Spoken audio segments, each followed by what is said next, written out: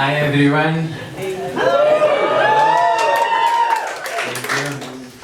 Indeed, I'm Vasco Zeferina, and I'm a researcher working with models,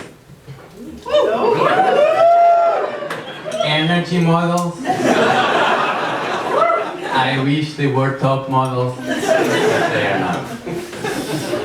And I recently finished my PhD at the Tyndall Center for Climate Change Research at the University of Manchester.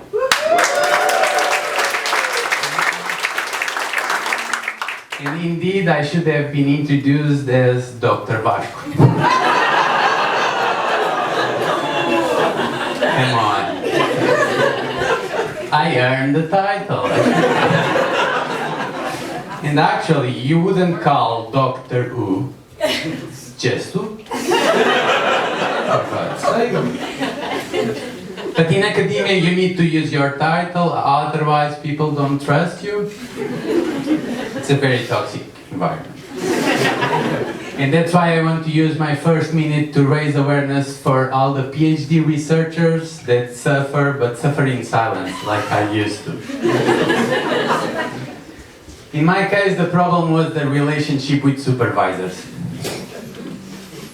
People often say that when relationships don't work out, or there are struggles, it's both parts problem. My research shows that is bullshit.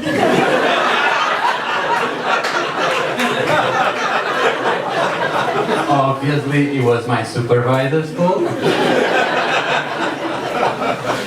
And I have this one example that shows you why. So I was in a meeting with my supervisors, and they told me, Vasco, you need to start doing public engagement.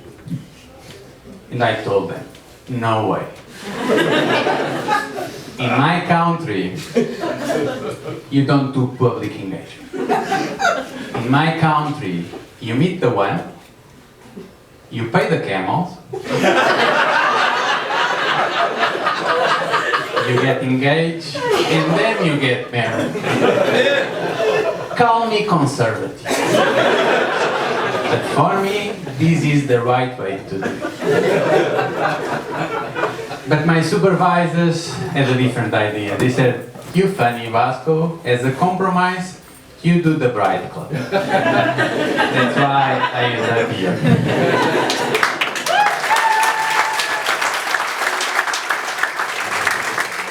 You are welcome. A bit about my research. In my research, I was looking at the implications of climate change for cooling demand in office buildings and the effects to the power network. Basically, I was trying to see the change in air conditioning demand in buildings. And in Scotland, you may say, oh, just open a window. But guys, that's natural ventilation. In office buildings, you actually need mechanical cooling. Cooling literacy there for you. You are welcome. And people always tell me, cool research topic. Cool, climate change, really relevant these days. Cool, tell me more about your findings. Guys, stop with it. It's not cool. Really, it's not cool.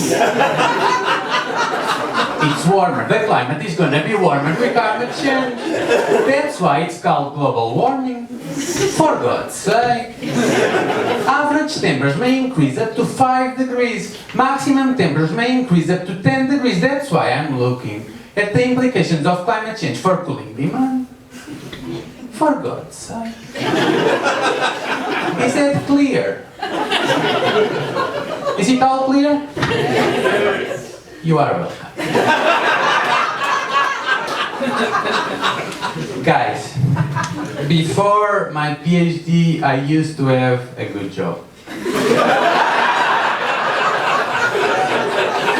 I know, I was stupid. It wasn't a good decision.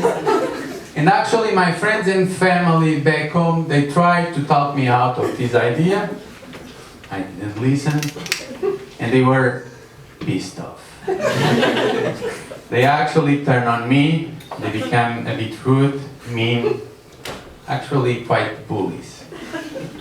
You can't believe what they actually start calling me because of that. They now call me French. I know, it's an insult for me. And I know, it wasn't my best decision, but if that's the reason, call me English. I vote for Brexit. It's not a good idea, is it?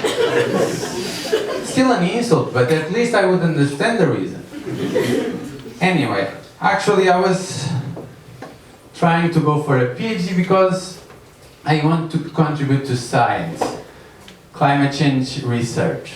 And climate change assessment risks always point out the massive consequence to countries like Australia, Bangladesh, the Netherlands, but they forget the benefits to Scotland. I mean, climate change for Scotland actually means you can't see the sun. You don't need a jacket every day. And the best part, listen, more tops off.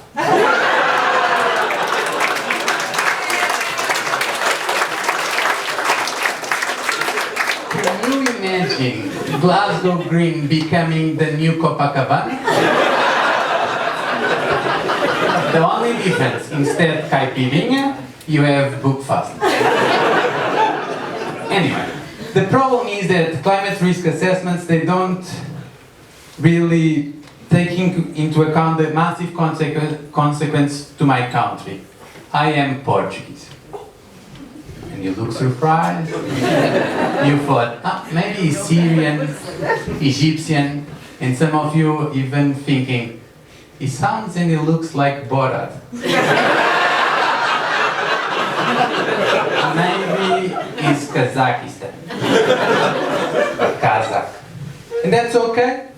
I don't find it offensive anymore. But I'm Portuguese. And just to clarify, in Portugal there are no camels. But with climate change, who knows? But the problem is that Portugal has a Mediterranean weather climate, and the habitats there, they can cope with extremely hot temperatures. But in the future we have these species that they may struggle. They are migrants. They came around June, they leave around September. Some scientists call them the Lager erectus. Some others call them the bookfast sapiens. There is one thing they agree. Whenever they came to Portugal, their skin immediately turns red. In Portugal, we call them guys on skirts. Scots. As a researcher, I always indicate that it's a kilt, not a skirt. Anyway, as a researcher, I feel that I have the mission to save them. Again, you are welcome.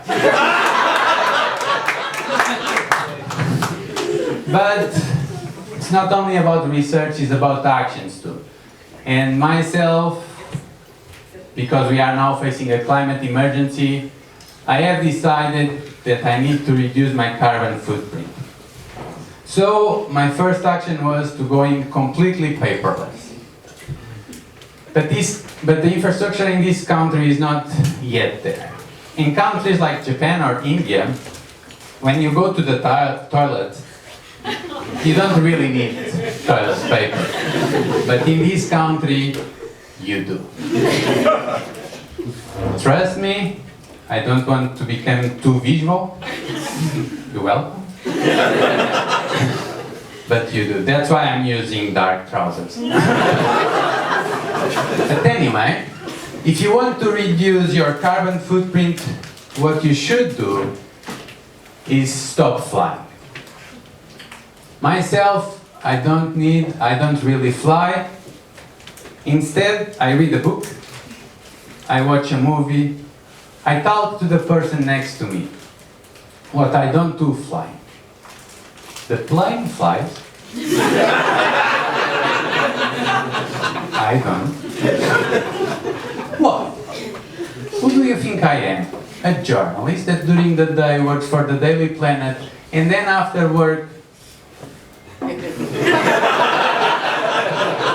puts the cape, becomes the Superman and flies all around. No. Look, I'm just a geek. A researcher. I don't really fly. God didn't give me that talent. I have many other talents. Thanks, God. Now you look surprised. You didn't expect a researcher like me praising God on stage. But keep with me, stay with me. I have been researching in climate change for quite a while, and really nothing changed. Now we are facing a climate emergency, and I was despairing. So, for me to save this planet, there is only one solution. Pray to God, because humans are not doing it yet. But actually, I think God is listening to me, because now we have empowered people that care about the planet. Kind of. But don't you worry, don't you worry. If you don't believe in God, I will pray for you, especially for the planet. You are welcome.